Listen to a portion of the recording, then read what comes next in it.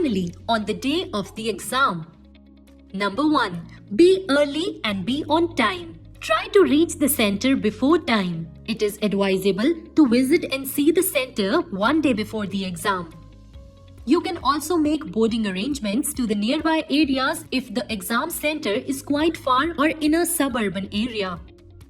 Also, one should not be entirely dependent on public transport on that day, especially Uber and Ola. If so, give yourself an extra 30 to 45 minutes to factor in the unpredictable nature of cab services on such days. Number 2. Check the basic facilities on entering the center. It is advisable to visit the washroom right before entering the exam hall. Number 3. Chocolate and other eatables at hand for energy. You can consume chocolate during the essay and GS papers as a lot of thinking is involved. Number 4. Check the bench for defects. After entering the examination hall, the first thing should be to check the table or bench. If it is moving, it may be difficult for you to write on it for 3 hours. Get it changed or ask for a piece of cardboard. The invigilators have pieces of cardboards which they will provide. Also, rub your palms or nails so that blood circulation picks up and there is no resistance to writing on a winter morning. Number 5. Marking on the question paper. Mark the question you want to visit later.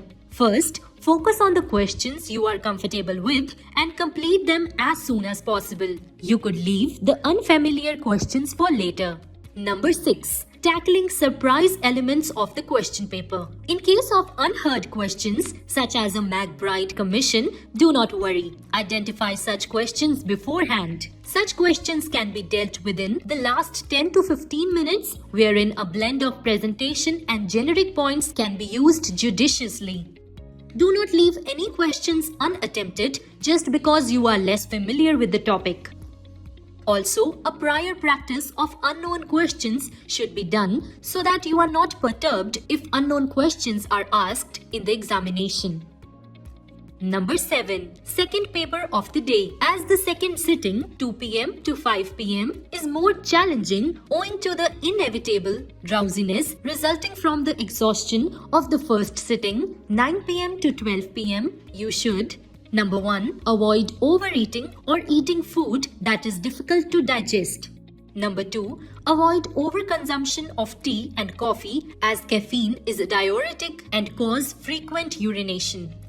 Number 3. Try to walk a little to get rid of the lethargy instead of sitting during the entire 2 hours break. Number 4. You can also splash some water on your face a few minutes before the second sitting. Number 5. Carry a bottle of lukewarm water if possible if the venue is anywhere in North India. Number 8. Strategy for the day of the optional papers exam. In optional papers, the sitting arrangements usually changes. Both students and invigilators could be in confusion on this day. So, reach in time to check your room and bench. Number 9. Stick to the practiced strategy for the paper. Don't change your strategy right on the day of the exam unless very much required. Approach and attempt the papers as you planned. Number 10. Avoid looking at the watch too much. Look at the watch present in the room and try to cover up for speed if at any point you think you need to hurry up. Also, don't look at the watch too often as it can create anxiety. Number 11. During the last 15 minutes. In the last 15 minutes, your sole aim must be to attempt all the remaining questions without worrying too much about the introduction or structure of the answer.